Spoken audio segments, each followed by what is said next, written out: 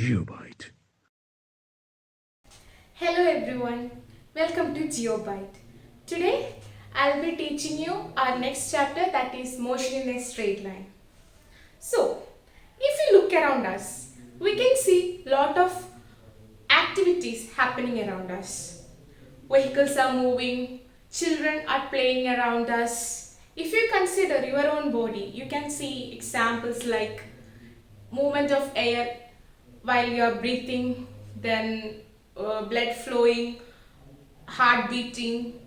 Then if you consider solar system, you can see planets including earth moving around the sun. Even the Milky Way galaxy is also moving.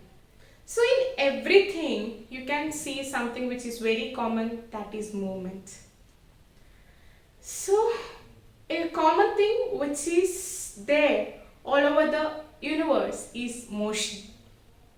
But how can we say that these objects are moving?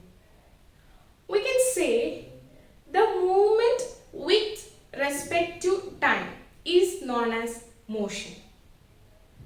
Then there arise certain questions like why we are feeling when we are traveling in a train or bus, the buildings or trees are moving backwards, how to compare to motions of two objects.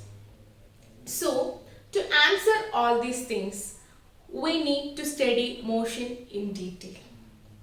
So there is a branch called kinematics, which actually is kind of an approximation, because we are not considering any facts that causes the motion. So in this chapter, for our simplification, first we will learn about rectilinear motion, that is motion in a straight line. Also the objects which we consider here are point objects. And many of you may ask that what is this point object? It's like when the distance covered by an object with respect to the time is larger compared to the size of the object. So such things can be considered as a point object. So in this chapter we will cover these topics, that is how to describe straight line motion in terms of average velocity, instantaneous velocity, average acceleration and instantaneous acceleration. Then position time, velocity time, acceleration time graphs for straight line motion of the objects. Next, equations of motion for uniformly accelerated motion to solve problems involving straight line motions. And finally, concept of relative velocities, like how to compare the motions of two objects, like one with respect to another.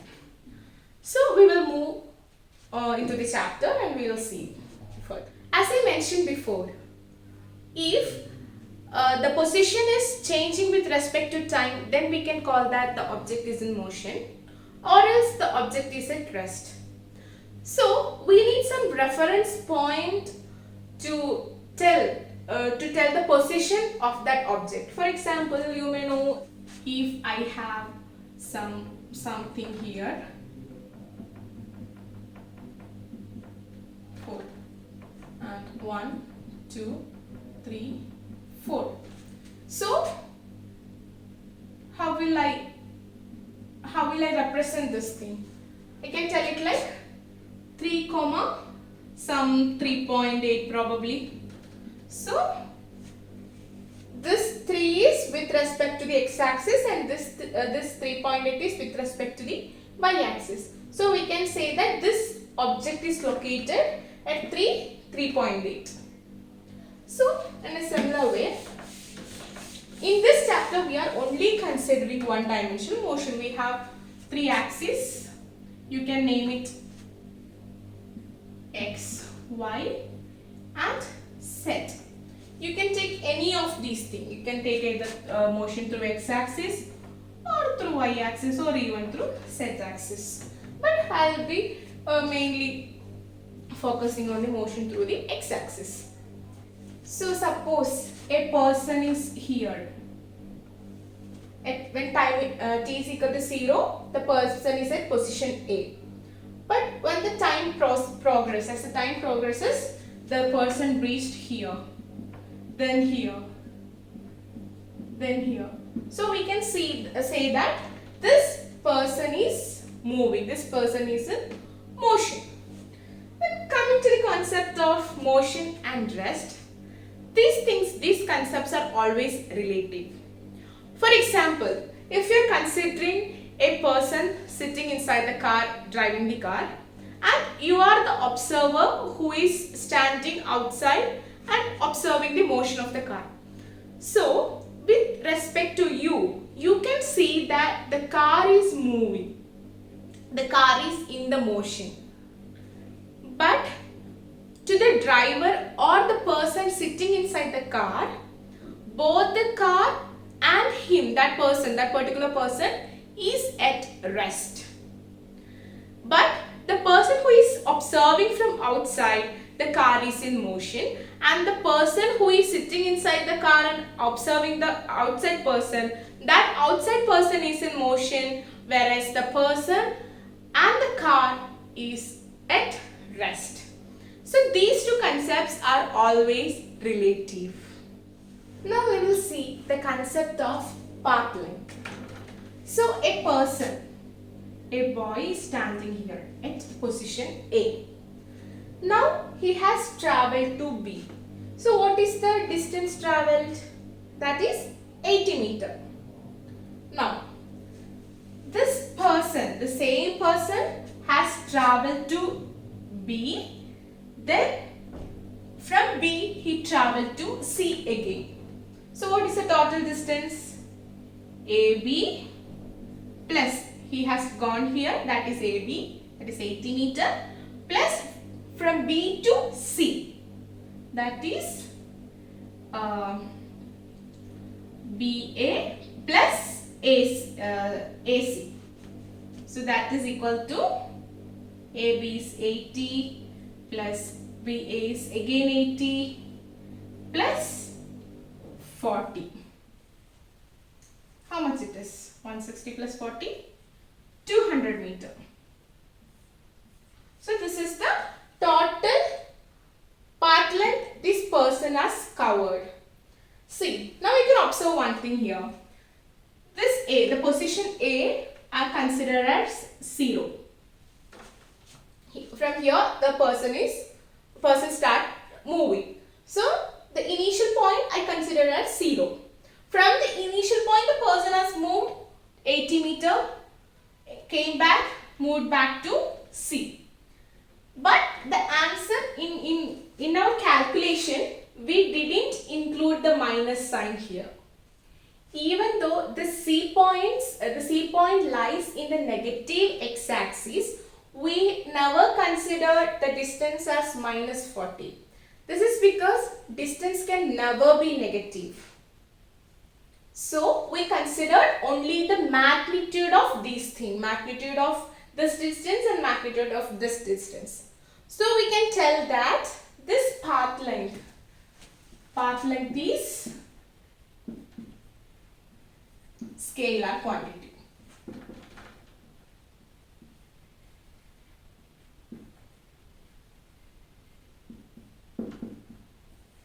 And the distance can never be a negative number.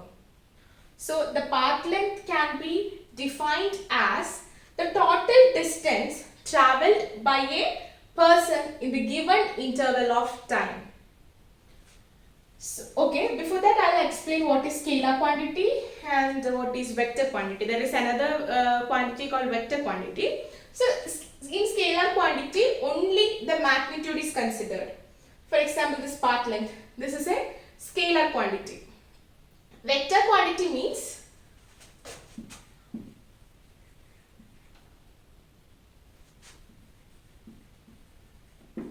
in vector quantity both magnitude as well as direction is considered.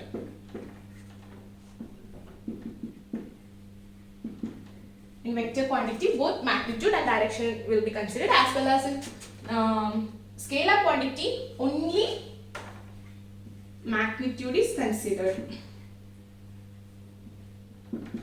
So I will explain when it using another examples in the upcoming parts. So this you can like I'll explain with this displacement. This displacement is a vector quantity. So now we will move on to displacement. So in the case of displacement, we will consider the same boy. This was 80 meter. This was minus 40 meter. Okay, so our boy was here. Okay.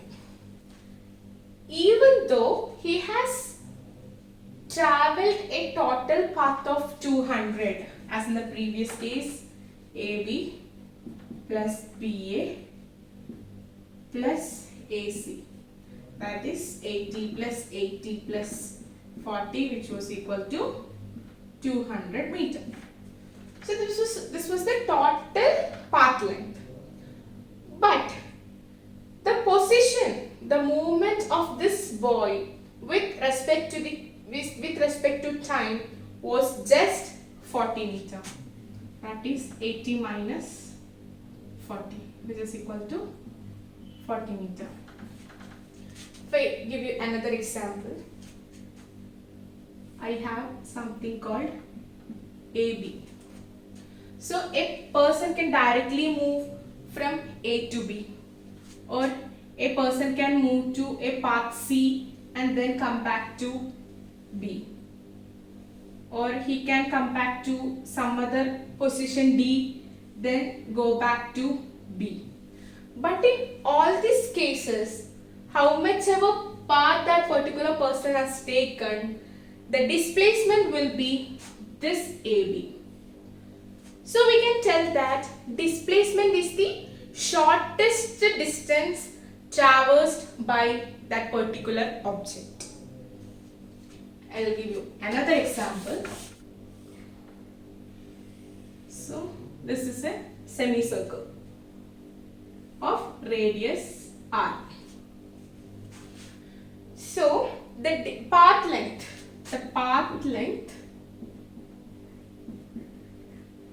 what is the path length? These are the 2 points A and B. So what is the path length? Path length is this thing. This distance is the path length, which is pi r. Whereas the displacement, we know that displacement is the shortest distance. So shortest distance is this thing. So this point C is the center of the circle. So this will be r, this will be r. So the displacement is equal to 2r. If you calculate this also, you will get to know that path length is greater than displacement. Not necessarily path length can be greater than or equal to displacement also. See, this will be 3.14 times of r, and this will be 2 times r. So you can write path length is greater than or equal to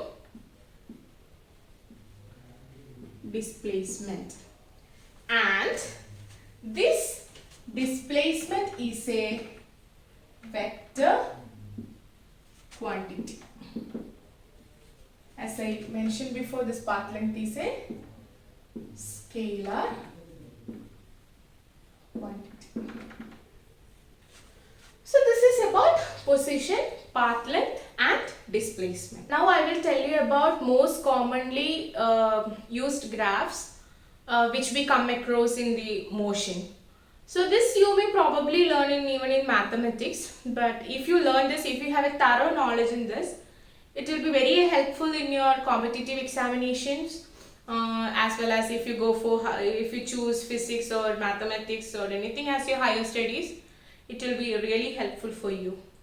So I will introduce most commonly used graphs. So these are the straight line graphs which we usually come across in our problems in physics.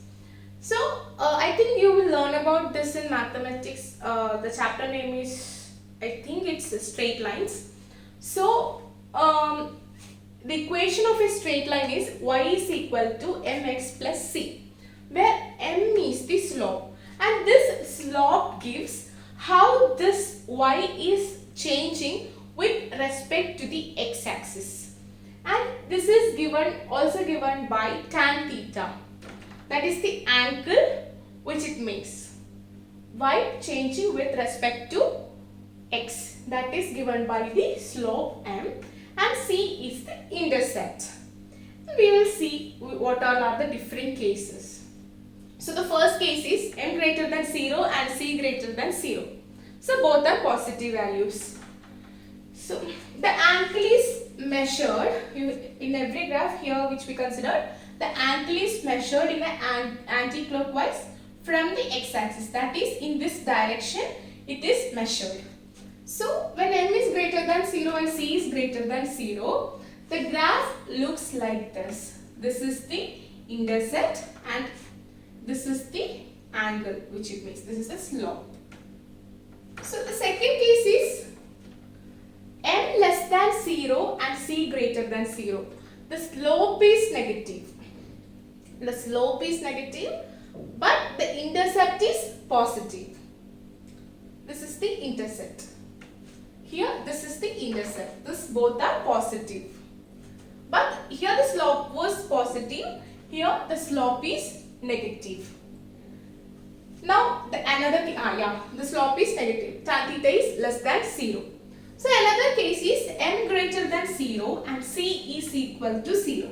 When c is equal to 0, one more case is here. When c is equal to 0, it passes through the origin. It passes through the midpoint of the x and y axis.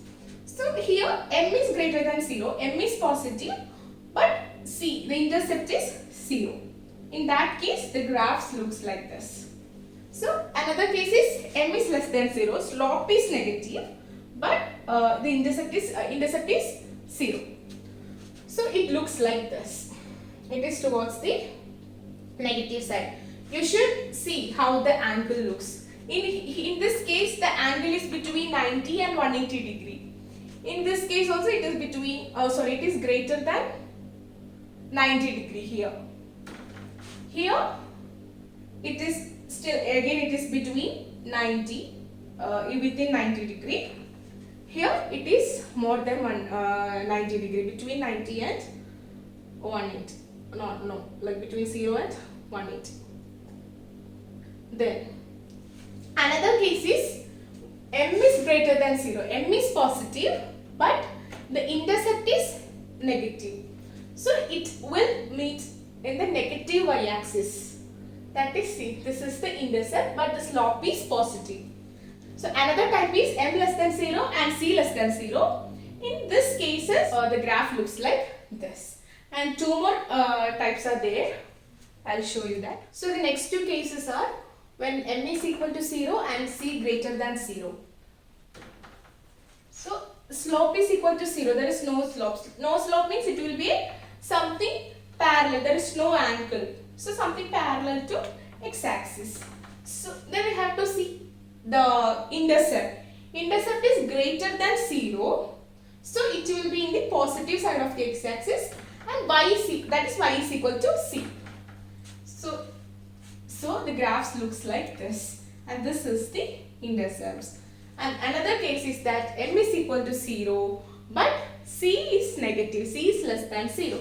In that case, it will be in the negative x-axis, parallel to the negative parallel to the x-axis, but in the negative side, downwards. Now we will consider another type of graphs. This is about the straight line graphs. Now we will go to another type of the graphs. So now we will see curves with variable slopes.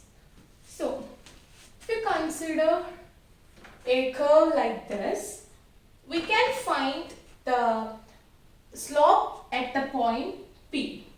For that, we should draw a tangent on that point P. So it will make an angle theta. So we know that it is measured, theta is measured in this way, anti-clockwise way. So here there are four cases are considered. That is, when the shape of the curve is like this, theta will be less than 90, and here slope will be positive.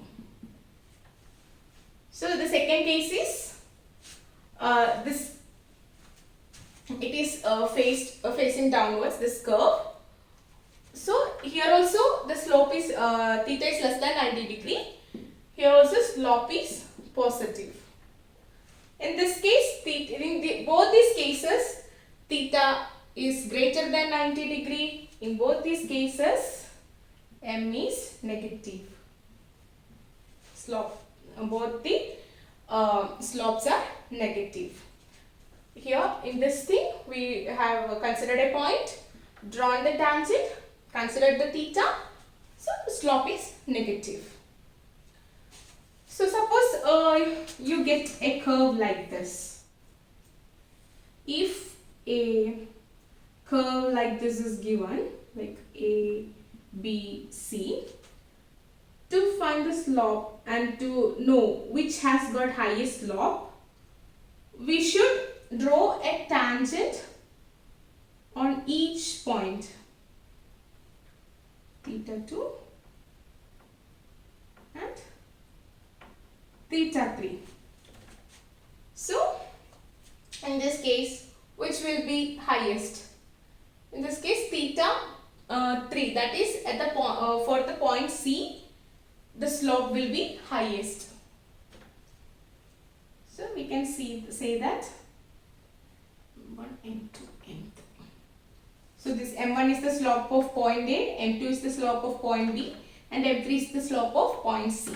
So, C has got highest theta. So, the slope of M3 will be higher. So, the next type of graphs which we commonly encounter is parabola. So, let's see what are the different types of parabola we use. So, these are the common type of parabola. We know that the equation of parabola is x equal to anything like x equal to cy square or y is equal to cx square. So, but this c is a constant, c is a positive constant. So, when x equal to cy square, the parabola will be facing towards the x-axis. See here, it is touching the origin. Then x equal to minus cy square, it will be facing the negative axis. Then y is equal to cx square, it is towards the y-axis, and y is equal to minus cx square, and this towards the minus y-axis. Now there are some special cases like y is equal to bx plus cx square. In this case, you can see that this is not passing through the origin as the previous four cases. These two cases, it is not passing through the origin, it is little bit shifted. In this case, it is since it is plus cx square, it is shifted towards the negative axis, and since this is minus cx square, this is shifted towards the positive axis. Here also you have to think one thing, that what you will get if you plot something between x and y square. If you plot if the equation is x equal to cy square, if it is in the form of this, then in all the cases you will get a parabola, right? This is like x is proportional to y square, x is proportional to minus y square, y is proportional to x square, y is proportional to minus x square. And in this case, we are not plotting anything between x and y. We are plotting between x and y square. In that case, if the equation is x equal to cy square, in this case, you will get a straight line. If you are plotting with y square and x, not y and x. If it is y and x, then you will get this. If it is y square and x, then you will get a straight line. So the next type of curve which we are going to see is an ellipse. The equation of ellipse is given by x square by a square plus y square by b square is equal to 1. So one can draw ellipse in two different ways. One can draw it like this and can also draw it like this. So this is the A and this is B. So A is called semi-major axis of the ellipse and B is called semi-minor axis. And there are two foci for ellipse. And this is given by minus AE and this is given by AE. So E is known as eccentricity. So eccentricity is given by root of a square minus b square by a square. So when E is equal to 0, this ellipse, when E is equal to 0, ellipse will become a circle. And area of the ellipse is given by pi AB. Now we will discuss about the circle. In the case of circle, the general equation is given by x minus xi the whole square plus y minus yi the whole square is equal to r square. So, circle can be anywhere. It can be here, it can be here, it can be here, it can be here. So, in such cases, the equation is given by x minus xi square, xi the whole square plus y minus yi the whole square is equal to r square. When xi is equal to yi is equal to 0, the equation of circle is x square plus y square is equal to r square. And in this case, the circle will be centered at the origin. We already know that ellipse can also become a circle when E is equal to root of a square by a square is equal to 0. This means what? This means A is equal to B. A should be equal to B because there was a difference between A and B axis. In the case of circle, this distance, both distances are same. So when A is equal to B, this ellipse transforms into a circle. Now we will see about the hyperbola. Two very commonly used hyperbola equations are xy is equal to c, where c is a constant, and xy square is equal to c. So in the first case it is a rectangular. This is known as rectangular hyperbola.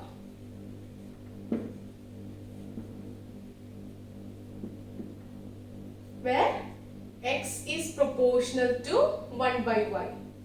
And in the second case, x is proportional to 1 by y square. So these are the two most common hyperbolas which we usually come across. So these are the different types of graphs which we come across in physics, most commonly used graphs. So you should have a thorough knowledge of this. Then you can easily solve the problem, you can easily understand the concepts also. So that's all for today. Then if you have any doubt, please do comment in the comment section, and the remaining topics of this chapter will be covered in the next lecture. So if you like the video, please do like, share and subscribe. Thanks for watching. Geobyte.